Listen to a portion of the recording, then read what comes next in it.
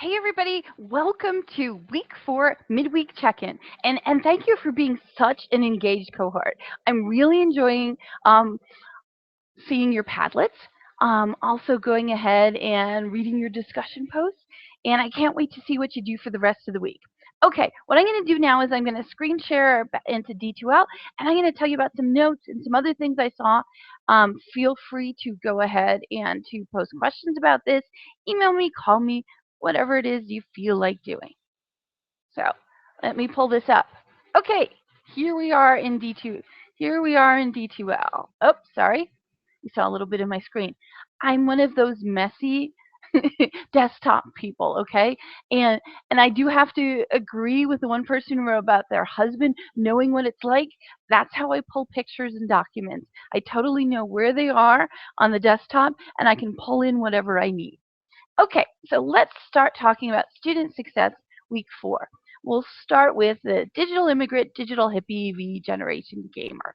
Okay, we've gotten a lot of great responses. Now, what I want to remind you about is that besides an original post, we also need an original picture. So I'm just going to randomly select one here. Okay, so Kate, we're going to see yours. So I'm pulling it up. Okay, this one looks pretty good. I just want to let you guys know that as a student, you can't go back in and adjust your picture, but the thing of it is you can do that when you're an instructor. But if you are putting a picture in here, there is a way to adjust it. And I'm going to actually post that as a discussion question. So we're going to use social constructivism here to have someone in the group explain how you can go ahead and adjust your picture when you're doing your posts as a student. Okay, the pictures are absolutely great. I love them. Now, I just want you to remember for this first discussion is really about metacognition. And metacognition is how you learn and it's also how you adjust your learning strategies. And the reason why we're picking out different groups is different groups, different demographics may have different ways of relating to technology and also different ways of learning. So we're just giving you that framework to think about metacognition because your metacognition might be totally different than your student's metacognition. And remember, it will switch from domain to domain. So if you could have someone who's a great student face to face and isn't a great student online. Or you might have a student that is great online, but when they get face to face in that class, they don't like participating, they don't like raising their hands, they don't like asking the questions orally at least. Okay? So that's what this whole thing is to get you to think about how you learn and for you to read other people's posts about how they learn and their experiences with students. The idea for you here is for you to share. We're saying that knowledge rests in a diversity of opinions for this question. Okay? So that's the first one. So let's go to the second one. Second one, student engagement. And if there's one unread, again, there's Kate. Uh, my comments aren't going to include that because I just looked at this, but then I had to pull up the live stream, so I didn't get to read that one yet. Okay, so a couple additional things I wanted to say was we did have a question about gamers and gamification.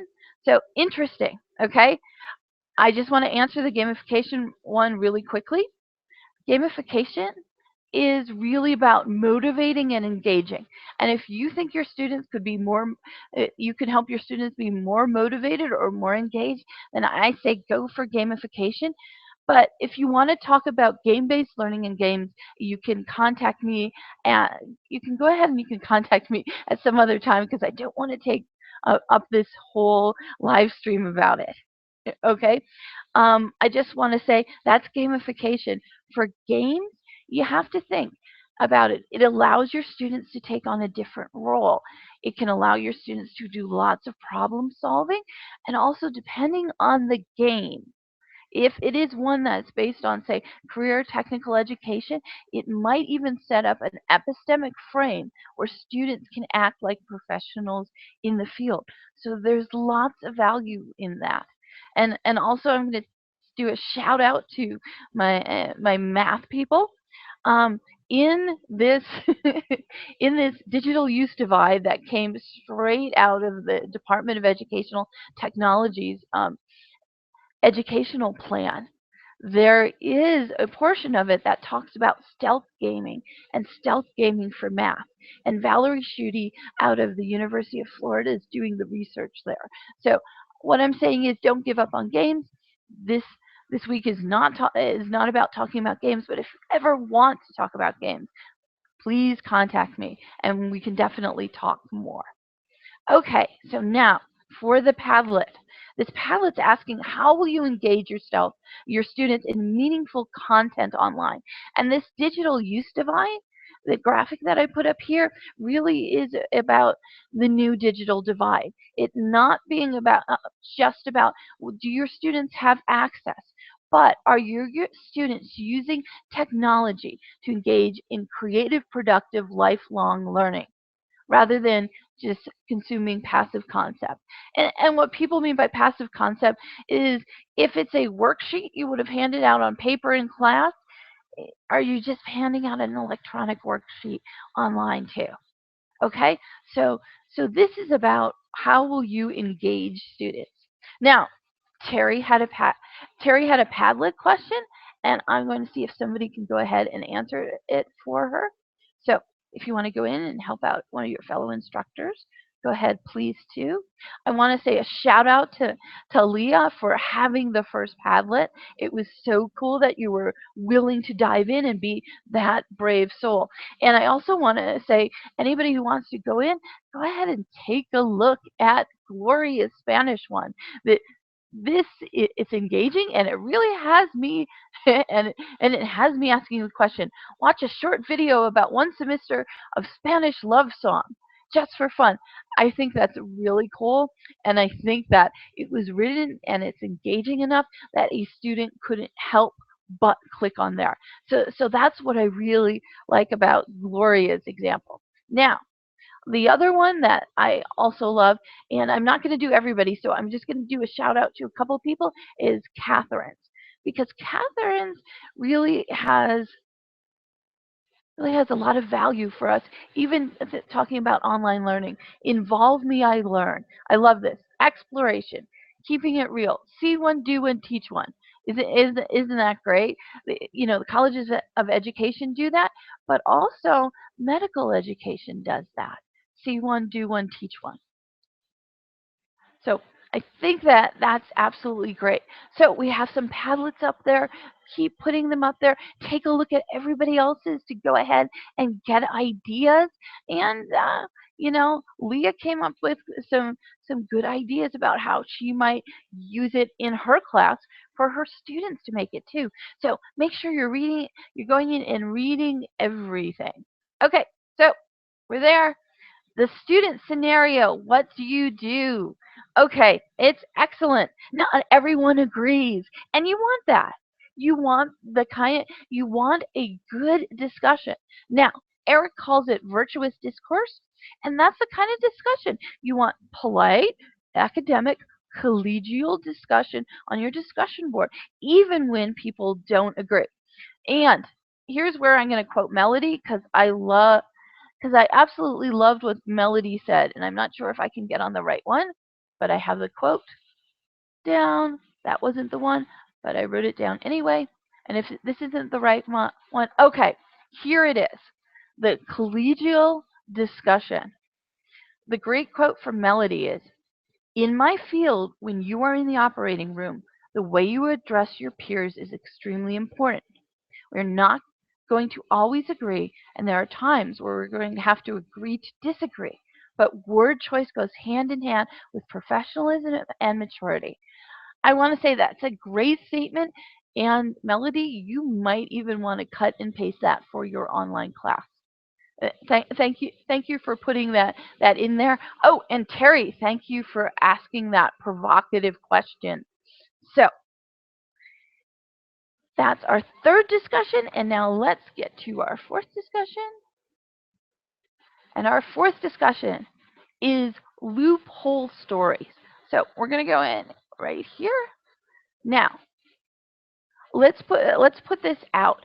Even though the article says loophole generation, the kinds of loopholing and excuses is not set to just one generation. Okay?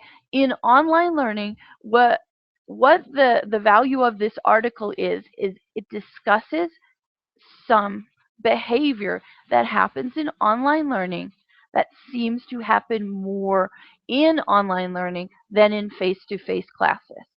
Now, I know those of you who have taught face-to-face, you have plenty of examples of loopholing also. The purpose of this discussion is to get you to discuss some of the loopholing that you have seen and talk about how you worked through that problem, whether it was a student engagement problem, whether it was a problem of finding out exactly what was going on with the student's life, or if it was something else. That's the purpose of this. And I just want to show you this. I posted this here, but I'm also going to put it up on news. Now, Mike Wesch, who you may know already, he's from Kansas State University. He is an anthropologist. He focuses on digital studies. In 2007, he came out with a video, and it was called A Vision of Students Today. And this was created with 200 of his students at his Kansas State University class. And it did make an impact and open up some discussion about the differences between our students and actually what's happening in contemporary society. Now, that was in 2007. What he's done this year, and this is an article in the Chronicle of Higher Education, is he's started to do podcasts with his students, looking at the students' life, what their challenges are, what their struggles are, and how they're trying to do their best to cope with it all. And it's called Life 100. And you can, and this depends on what your favorite way to do this is. You can either read this as you can go ahead and you can either read this as a transcript of the interview, or I've embedded SoundCloud, and you can go ahead and you can listen to this as an interview. So this was something I wanted to bring out to you with when it comes to the loophole story. So for the loophole story, just remember we are looking to see what you have encountered and how you have dealt with it as an instructor.